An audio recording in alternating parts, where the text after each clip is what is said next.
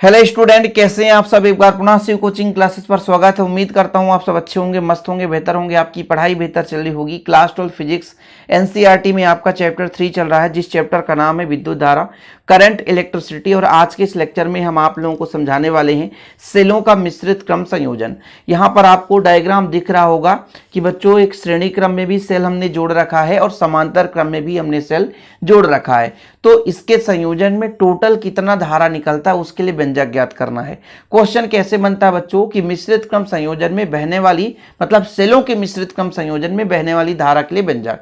और धारा का फार्मूला I बराबर होता है कुल विद्युत वाहक बल बटा कुल प्रतिरोध। ओम के नियम से I बराबर हो जाएगा V बटा R। भी विभवांतर होता है, लेकिन यहाँ पर सेल है तो विभवांतर की जगह विद्युत वाहक बल है। विद्युत वाहक बल और प्रतिरोध के अनुपात को ही हम धारा कहते हैं। तो इसमें से टोटल कितना विद्युत वाहक बल है, भाई इतने सेल जुड़े हैं तो टोटल कितना विद्युत वाहक बल है उस पर हम चर्चा करेंगे। साथ में हम देखेंगे बच्चों कि कुल कितना प्रतिरोध है, कुल कितना प्रतिरोध है वो चीज निकालेंगे। और दो ही चीज हमारा टास्क रहता है कि प्रतिरोध कितना होगा कुल, और कुल विद्युत वाहक बल, इन दोनों का अनुपात ही धारा का मान दे देता है। तो सबसे पहले इस संयोजन को थोड़ा सा आप लोग समझेंगे तभी कुछ चीजें क्लियर होगी। जैसा कि बच्चों यदि हम बात करें कि इसमें कैसे समझो कि श्रेणी क्रम है, तो श्रेणी क्रम में क्या होता है कि पहले सेल के दूसरे ध्रुव को अगले सेल के पहले ध्रुव से जोड़ा जाता है, तो ये आपका श्रेणी क्रम कहलाता है। यहां पर हम मानकर चलेंगे कि एक पंक्ति पर देखो ना, ये आपका पहला पंक्ति है, इसमें n सेल हैं। कितने सेल हैं बच्चों? n सेल हैं। भाई हम यहाँ पर कई सारे सेलों को जोड़ रखा है ना, तो ये तो पता होना चाहिए भैया कि श्रेणी क्रम में पहली पंक्ति में कितने सेल हैं, तो हम मान कर चलते हैं n सेल। ऐसे ही दूसरे पंक्ति में भी n सेल है, फिर तीसरे पंक्ति में भी n सेल है। फिर जैसे हमने कहा कि एक मान लीजिए वायर है और एक वायर में 10 बल्ब बंधे हुए हैं, कहने का मतलब उसी प्रकार से 10 वायर हैं और 10 वायर में 10-10 बल्ब जोड़, फिर उनको समांतर क्रम में जोड़ना। तो उसके लिए हम यहाँ पर थोड़ा सा दो बिंदु लेते हैं, एक बिंदु A और दूसरा बिंदु B। अब जैसे हम पहले कतार में n सेल जोड़कर रखेंगे बच्चों, अब कई कतार है हमारे पास, अब इन कतारों की संख्या मानकर चलते हैं m, मतलब एक कतार में n सेल हैं। और बच्चों यदि हम कतारों की संख्या कह दें तो कतारों की संख्या m हो जाएगी। ये सब क्यों कह रहे हो सर? क्योंकि सब कुछ जरूरत पड़ेगी बच्चों, एक एक पॉइंट चीज सीखना पड़ेगा। फिलहाल अभी मैं आपको इस डायग्राम के बारे में समझाना चाहता हूं कि ये जो हमारे पास जुड़े हैं तो कितने हैं। मतलब हम आपसे कह दें कि कतार की संख्या, तो आप कहोगे m कतार हैं। कितने कतार बच्चों? m कतार। और प्रत्येक कतार में कितने सेल हैं, तो आप कहोगे n सेल। कितने सेल? n cell. एक कतार में सेलों की संख्या n है, ठीक है। तो इस कतार में सेल n है और टोटल कतार m है, तो टोटल सेल कितने होंगे, तो m का n से गुणा करेंगे सेल की संख्या आ जाएगी। हालांकि हमें सेल की संख्या निकालनी ही नहीं है, लेकिन फिलहाल अभी इतना तो समझो कि हमने n सेलों को श्रेणी क्रम में जोड़ रखा है। एक कतार में n सेल हैं जो कि श्रेणी क्रम में जुड़े हैं। फिर इन कतारों को हमने समांतर क्रम में जोड़ा। समांतर क्रम में जोड़ने का मतलब क्या है? पहले कतार के पहले सिरे को एक बिंदु से, है ना, दूसरे कतार को, यानी प्रत्येक कतार के पहले सिरे को एक निश्चित बिंदु से कनेक्ट कर देते हैं और प्रत्येक कतार के दूसरे सिरे को एक दूसरे बिंदु से कनेक्ट कर देते हैं, जिससे कि हमारा ये आपका समांतर क्रम संयोजन हो जाता है। तो यहां पर आपने श्रेणी क्रम भी देख लिया और समांतर क्रम भी देख लिया, इसलिए इसे हम कहते हैं मिश्रित क्रम। ठीक है बच्चों, अब सबसे पहले हम बात करेंगे कुल विद्युत वाहक बल कितना होगा। यदि हम बात करते हैं श्रेणी क्रम में, श्रेणी क्रम में विद्युत वाहक बल कितना होगा बच्चों, तो आप इतना समझो कि श्रेणी क्रम में हम यदि विद्युत वाहक बल देखते हैं तो यदि एक का विद्युत वाहक बल E है तो हमारे पास कितने सेल हैं? n सेल हैं, तो एक कतार का विद्युत वाहक बल Ne हो जाएगा। थोड़ा समझिएगा, श्रेणी क्रम और आपका समांतर क्रम में डिफरेंस होता है। श्रेणी क्रम और समांतर क्रम में डिफरेंस होता है बच्चों। श्रेणी क्रम में मान लीजिए यहां पर एक सेल का विद्युत वाहक बल E है, तो एक कतार में कितने सेल हैं? n सेल हैं, तो इसका विद्युत वाहक बल Ne होगा। कितना हो जाएगा? Ne होगा। लेकिन फिर से इसका भी Ne, इसका भी Ne, भी इसका भी Ne, सभी का Ne होगा विद्युत वाहक बल। तब हम ये आपसे कह दें कि यहां पर बिंदु A और B के बीच विद्युत वाहक बल कितना होगा, तो फिर कतार पर डिपेंड नहीं करता है। कतार पर डिपेंड नहीं करता है, तो फिर आप कह दोगे सर कि टोटल का ही जितने एक कतार का विद्युत वाहक बल होगा वो बिंदु और A और B के बीच उतना ही विद्युत वाहक बल होगा।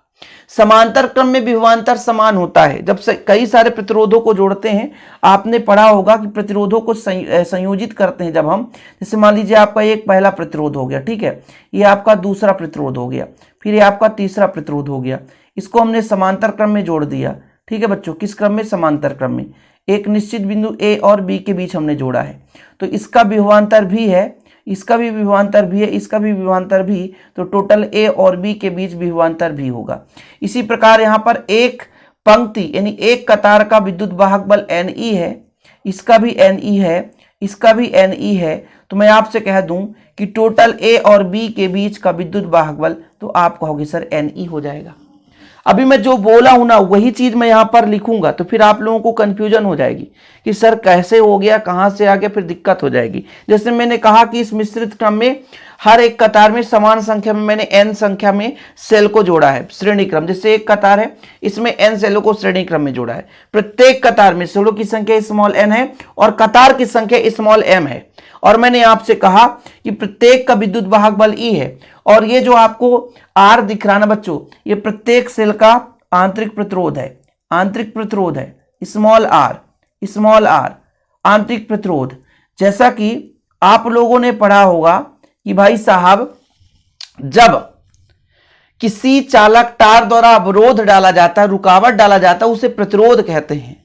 लेकिन सेल में उपयुक्त विद्युत अपघट्ट द्वारा यदि अवरोध डाला जाए, रुकावट डाला जाए, तो उसे हम आंतरिक प्रतिरोध कहते हैं। तो किसी चालक के लिए रुकावट को हम प्रतिरोध नाम दे देते हैं, लेकिन वहीं पे जब सेल आ जाता है बच्चों, तो सेल के लिए हम आंतरिक प्रतिरोध नाम दे देते हैं। इसीलिए तो कहते हैं कि भाई बाह्य परिपथ का तो प्रतिरोध होगा ही, लेकिन जितने भी सेल है ना, इनका भी प्रतिरोध होगा। इसी प्रतिरोध को निकालने में नानी याद आती है सबकी, ठीक है बच्चों। तो फिलहाल अभी मैं सिर्फ विद्युत वाहक बल के बारे में चर्चा कर रहा हूं कि टोटल विद्युत वाहक बल कितना होगा। तो जब समांतर क्रम, जैसे मान लीजिए एक कतार का विद्युत वाहक बल कितना है? Ne है। कितना बच्चों? Ne है विद्युत वाहक बल। ये क्या है आपका? विवा बल यानी विद्युत वाहक बल।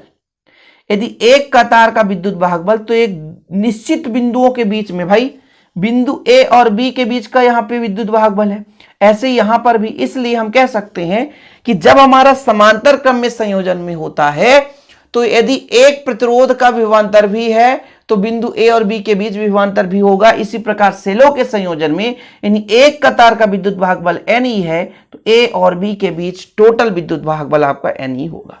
लिखने का तरीका भी विद्युत वाहक बल तक क्लियर है ना। कि सेलों के मिश्रित क्रम संयोजन में समान संख्या में लेकर उन्हें श्रेणी क्रम में जोड़कर कई कतार बनाते हैं, तत्पश्चात उन कतारों को समांतर क्रम में जोड़ देते हैं। श्रेणी क्रम में एक के बाद एक का धन दूसरे के ऋण, पहले का ऋण दूसरे के धन से, फिर दूसरे का ऋण तीसरे के धन से, इसी क्रम में हम n सेल जोड़ रखे हैं। फिर उनको हमने एक निश्चित दो बिंदुओं के बीच में अटैच कर दिया प्रत्येक कतार को, तो हमारा समांतर क्रम बन गया। यहां पर प्रत्येक कतार में सेल की संख्या n है और कतार की संख्या m है। विद्युत वाहक बल E है। प्रत्येक सेल का आंतरिक प्रतिरोध स्मॉल r है और बाह्य प्रतिरोध कैपिटल R है। बाह्य प्रतिरोध का मतलब ये आपका कैपिटल है, बाह्य प्रतिरोध है, ठीक है। ये कुंजी आपका K है। सब कुछ मैं आपको समझाते चल रहा हूं। मैंने आपको पहले ही बताया कि किसी चालक तार द्वारा यदि परिपथ में अवरोध डाला जाए, तो फिर वो आपका प्रतिरोध हो जाता है, तो ये बाह्य प्रतिरोध है। और सेल के विद्युत अपघट्ट द्वारा अवरोध डाला जाए, तो उसे हम आंतरिक प्रतिरोध के नाम से जानते हैं।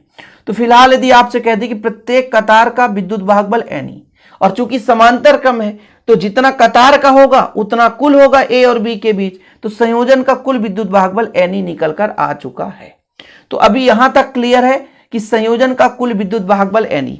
मुझे दो चीजों की जरूरत पड़ेगी। एक तो बच्चों पहले आप लोग समझ लिए कि भाई कुल विद्युत वाहक बल जो हमारा Ne निकल कर आ गया, और कुल प्रतिरोध।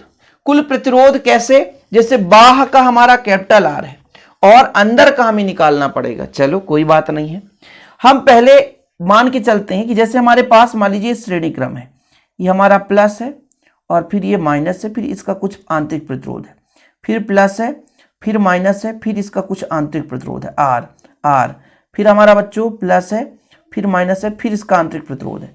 ऐसे कितने सेल हैं? n सेल हैं, ठीक है। तो जब हम बात करते हैं इनके आंतरिक प्रतिरोधों का, तो प्रतिरोध के श्रेणी क्रम संयोजन में, थोड़ा समझिएगा, श्रेणी क्रम संयोजन में इसका प्रतिरोध कितना होगा? तो श्रेणी क्रम संयोजन में R बराबर होता है R1 plus R2 plus R3। ठीक है, ऐसे क्रम में श्रेणी क्रम की बात करता हूं, श्रेणी क्रम की बात करता हूं, समझिएगा श्रेणी क्रम। और प्रत्येक का आपका R है, तो यानी आपका प्रतिरोध कितना हो जाएगा, सभी का R है तो R धन R धन R धन R n बार। भाई n सेल है तो n बार। अच्छा, तो मैं आपसे कह सकता हूं कि एक कतार का टोटल प्रतिरोध, भाई मैं कहता हूं 1 1 1 10 बार जोड़ोगे 10 आएगा, 100 बार जोड़ोगे 100 आएगा, n बार आएगा तो n आ जाएगा, मतलब nr। सिंपल है, यही ना होगा भाई। मान लीजिए 2 2 मान है इनका, तो n बार है तो n का गुणा कर देंगे। तो कहने का मतलब आप लोगों ने यह समझा कि एक कतार का टोटल आंतरिक प्रतिरोध nr कैसे आया, क्योंकि श्रेणी क्रम संयोजन में प्रतिरोध का परिणामी मान होता है सभी प्रतिरोधों का सीधा योगफल। तो हमने कहा R1 plus R2 plus R3, और आगे आएगा तो R4 R5 ऐसे चलता जाएगा, लेकिन इन सब का मान R है तो R धन R धन R धन R n बार, तो इसका जो nr आ जाएगा। यानी एक चीज तो आपने समझा कि प्रत्येक कतार का आंतरिक प्रतिरोध nr है, तो प्रत्येक कतार का आंतरिक प्रतिरोध nr हमने कर दिया। अब बच्चों यहां पर प्रतिरोध हमारा nr किसका आया है, प्रत्येक कतार का, यानी इस कतार का भी nr है, इसका भी nr है, फिर इसका भी nr है, इसका भी nr है, m बार है। ठीक है, तो अब जब हम समांतर क्रम में जुड़ गए ना, मतलब इसका भी nr है, इसका भी nr है, इसका भी nr है, इसका भी nr। श्रेणी क्रम में हमने क्या किया था, थोड़ा समझिएगा। श्रेणी क्रम में हमने क्या किया, श्रेणी क्रम में हमने कहा प्रतिरोध कितना निकल कर आया, तो श्रेणी क्रम में सीधा होता है R1 plus R2 plus R3 plus R4, कितने बार, तो n बार। तो टोटल ये करोगे तो nr, ये एक के लिए है, मतलब ये एक के लिए है, तो सभी के लिए कितना हो जाएगा। तो भाई अब हमको लगाना पड़ेगा समांतर क्रम संयोजन। तो समांतर क्रम संयोजन के लिए क्या होता है, 1/r बराबर 1/r1 plus 1/r2 plus 1/r3, ऐसे कितने बार हमने कहा, m बार। m बार क्यों, क्योंकि m यहां पर कतार है, तो m बार आया। अच्छा, तो भाई साहब परिणामी हम मान के चलते हैं कि इसका टोटल परिणामी r डैश रहा होगा। तो r1 का मान कितना है, मतलब पहले का टोटल nr, फिर दूसरे का भी nr, फिर तीसरे का भी nr, फिर चौथे का भी nr, ऐसे कितने बार, m बार। ऐसे कितने बार, m बार, लगातार चलता जाएगा। मतलब एक को 10 बार जोड़ोगे 10 आएगा, तो m बार जोड़ोगे तो m आएगा, m/nr। यही चीज तो है, अर्थात मैं r डैश कहूं तो nr/m हो जाएगा, उल्टा हो जाएगा ना। ये कहां का मान आ गया सर, अरे भाई ये टोटल मेरा प्रतिरोध निकल कर आ रहा, आंतरिक प्रतिरोध। भाई पहले मैं कह रहा हूं कि प्रत्येक सेल किस क्रम में जुड़े हैं, आप ही बताओ। तो प्रत्येक सेल आपके श्रेणी क्रम में जुड़े हैं। तो एक परिपथ का मान लीजिए एक सेल का r है, तो इसका n सेल है तो nr हो गया, सीधा है। nr इसका भी, nr इसका भी, nr इसका भी, लेकिन ये फिर समांतर क्रम है, इसलिए मैंने समांतर क्रम संयोजन लगा दिया। समांतर क्रम संयोजन का मतलब तो यही होता है बच्चों, जो मैंने आपको समझाया कि भाई यदि तुल्य हमारा कितना है, r डैश, तो इनका सबका योग करेंगे 1/nr प्लस 1/nr, ऐसे m बार चलेगा। तो यदि हम एक एक को 10 बार जोड़ेंगे 10 आएगा, तो m बार जोड़ेंगे तो m आ जाएगा। अब r डैश बराबर आपसे कहा जाए तो nr/m हो जाएगा। यहां तक क्लियर है बच्चों, यहां भी क्लियर। तो कुल प्रतिरोध कितना होगा परिपथ का, ये तो बताना पड़ेगा। तो कुल प्रतिरोध ये है कि बाहर वाला r और अंदर वाला r डैश, बाहर वाला r, अंदर वाला आपका कितना हो जाएगा, nr/m, nr/m, nr/m। समझ में आ जाएगा बच्चों। जैसा कि मैंने आपको कहा कि प्रत्येक कतार का आंतरिक प्रतिरोध nr, यदि संयोजन का कुल आंतरिक प्रतिरोध r डैश हो, तो हम जब समांतर क्रम की बात करते हैं तो 1/r बराबर 1/r1, 1/r2, 1/r3, और r1 का मान nr होगा। प्रत्येक कतार का nr ही है, इसमें कोई परेशानी होने की जरूरत है नहीं। तो यहां पर बच्चों मैंने कहा m बार, तो आपने कहा m/nr हो गया। इसके बाद मैंने आपको समझाया कि यदि मैं इसको ऊपर ले जाऊं तो ये भी उल्टा हो जाएगा। तो कुल प्रतिरोध कितना हो जाएगा आपका, बाह्य प्रतिरोध और सेल का आंतरिक टोटल प्रतिरोध। तो इस प्रकार से r प्लस एन आर बटा एम हो जाता है। अब यहां पर आपका एक चीज और फाइंड करना बच्चों, बस थोड़ी ही चीजें हैं कि भाई साहब I का मान कितना है। I क्या कहता है, कुल विद्युत वाहक बल। कुल विद्युत वाहक बल आपका Ne है और कुल प्रतिरोध R प्लस आर डैश, सीधा यही तो है ना, मतलब Ne बटा R प्लस इसका मान कितना है NR बटा M। इसको यदि आप पक्षांतर करोगे तो M ऊपर चला जाएगा तो MNE, M इधर भी गुणा हो जाएगा तो MR प्लस NR। ये धारा के लिए बच्चों, इससे ज्यादा कभी पूछे ही नहीं जाता है। इसके लिए कंडीशन नहीं तैयार करना है, बोर्ड एग्जाम के लिए कंडीशन बिल्कुल तैयार नहीं करना है। तो ये धारा आई कुल विद्युत वाहक बल बटे कुल प्रतिरोध, तो कुल विद्युत वाहक बल Ne, कुल प्रतिरोध ये कहां से आया, मैं सब कुछ एक एक पॉइंट समझाया हूं। रट्टाफिकेशन की कोई बात ही नहीं है कि आप रट्टाफिकेशन करो। मैं कोशिश यही करता हूं कि एक भी पॉइंट आपको रटना ना पड़े और एग्जाम के लेवल से जो क्वेश्चन आए वो आपसे बन जाए।